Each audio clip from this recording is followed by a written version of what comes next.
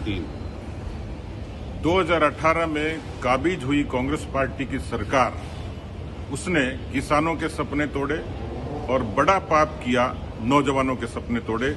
सबसे ज्यादा बेरोजगारी दर और बेरोजगारी भत्ते के नाम पे ठगा सो ठगा।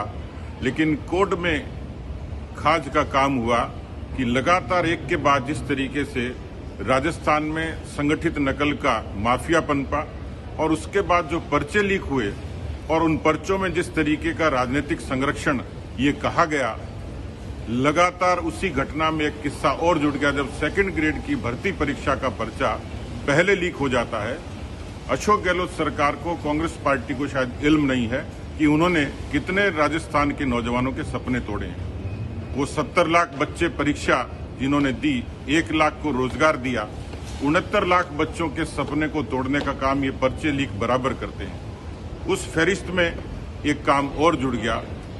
जी हां, पर्चा तभी लीक होता है जब सरकार वीक होती है, और मुझे लगता है कि सरकार वीक, पर्चा लीक, और 2023 में नौजवान करेगा इस सरकार की अक्ल ठीक।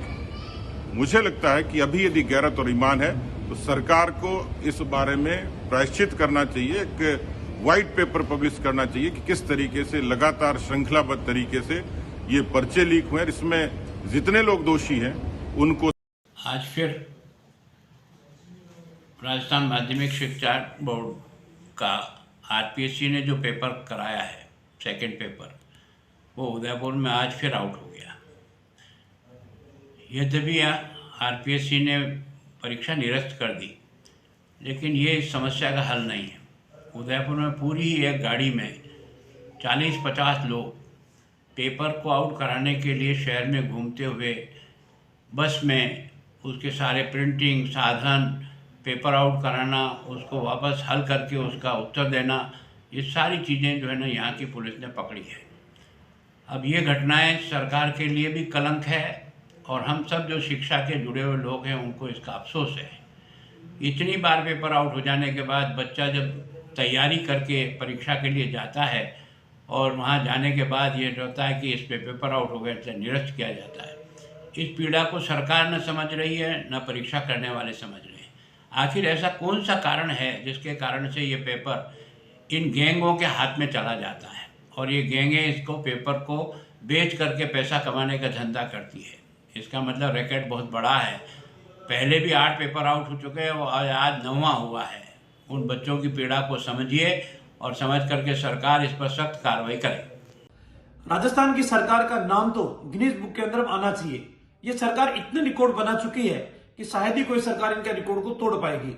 आज राजस्थान के अंदर एक भी परीक्षा ऐसी नहीं है जो परीक्षा ईमानदारी के साथ पूरी कराई हो। आज फिर सेकंड ग्रेड का पेपर आउट हुआ और इस पेपर के आउट होने के साथ यह भी साबित हो गया कि राजस्थान की सरकार ईमानदारी के साथ परीक्षा कराने में नाकाम है।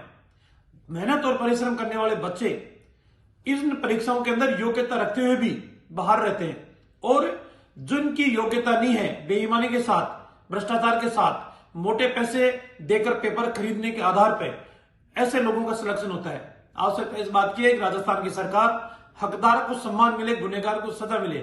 इस प्राकृतिक न्याय के सिद्धांत के ऊपर जब तक नहीं चलेगी तब तक इन युवाओं का भला नहीं हो सकता।